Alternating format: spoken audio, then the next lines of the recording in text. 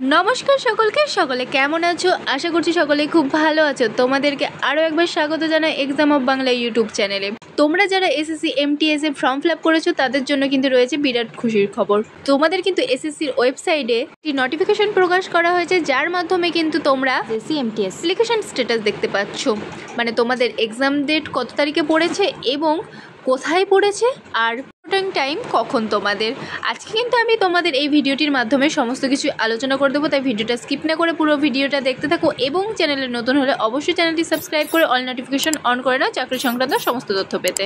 আমরা কিন্তু রয়েছে সরাসরি এসএসসির ওয়েবসাইটে, যেখান থেকে কিন্তু তোমরা MTS এর অ্যাপ্লিকেশন স্ট্যাটাস চেক করে নিতে পারবে।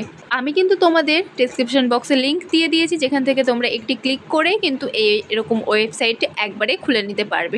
দেখো, প্রথমে তোমরা এখানে কিন্তু রোল নাম্বার বা রেজিস্ট্রেশন আইডি দিয়েও কিন্তু সেই অ্যাপ্লিকেশন স্ট্যাটাস চেক করতে পারো, অথবা কিন্তু তোমরা এখানে ক্যান্ডিডেট নেমের জায়গায় নিজেদের নাম এবং ডেট অফ বার্থের জায়গায় নিজেদের ডেট অফ বার্থ দিয়ে এখানে কিন্তু দেখো সাফ এই ক্যাপচার কোডটি ফ্লাপ করে কিন্তু তোমাদের নেক্সটে ক্লিক করতে হবে। এবং নেক্সটে ক্লিক করার পর কিন্তু তোমাদের এরকম একটা হোম পেজ খুলে যাবে, যেখানে কিন্তু তোমাদের রোল নাম্বার, রেজিস্ট্রেশন আইডি, তোমাদের নাম, বাবার নাম, date of birth, exam date এবং রিপোর্টিং টাইম এবং কোন সিটিতে এক্সাম হবে তাও কিন্তু বলা থাকবে।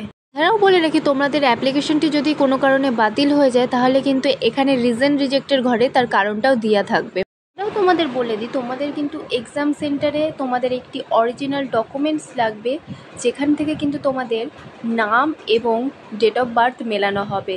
যেমন তোমরা এখানে আধার কার্ড বা ID card, driving licence, passport, pan card ইত্যাদি সহ যেখানে তোমাদের প্রুফটা দেখাবে নেম এবং ডেট অফ বার্থ তোমরা যে অ্যাপ্লিকেশন দিয়েছো তার সাথে মিল থাকতে হবে। আবার যদি কারো এইরকম ডকুমেন্টসের সাথে যদি ডেট অফ বার্থ বা নামের কোথাও ভুল থাকে, মিল না থাকে, তাহলে কিন্তু তোমরা এখানে কিছু অ্যাডিশনাল ডকুমেন্টস, অরিজিনাল ডকুমেন্টস অবশ্যই নিয়ে যেতে পারো। যেমন মাধ্যমিকের অ্যাডমিট কার্ড বা পাস সার্টিফিকেট অথবা বার্থ সার্টিফিকেটও তোমরা নিয়ে যেতে পারো, কিন্তু একটা অরিজিনাল ডকুমেন্টস তোমাদের লাগবে।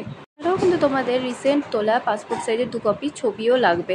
এছাড়াও তোমাদের বলে রাখি, তোমাদের অরিজিনাল আইডি প্রুফের সাথে যদি অ্যাপ্লিকেশনে দেওয়া নাম এবং ডেট অফ বার্থের মিল না থাকে তাহলে কিন্তু তোমাদের এক্সাম সেন্টারে বসতে দেবে না। এছাড়াও তোমাদের বলে রাখি, তোমরা যদি চাকরি সংক্রান্ত সমস্ত অফিসিয়াল নোটিশগুলি পেতে চাও অবশ্যই আমাদের টেলিগ্রাম চ্যানেলে অ্যাড হয়ে যাও, সেখানে কিন্তু আমরা সমস্ত নোটিশগুলি দিয়ে থাকি। আশা করছি ভিডিওটি সম্পূর্ণ বুঝতে পারলে। কোথাও কোনো রকম অসুবিধা হলে অবশ্যই কমেন্ট করে জানাবে এবং ভিডিওটি ভালো লাগলে লাইক করতে ভুলবে না। দেখা হচ্ছে নেক্সট ভিডিওতে।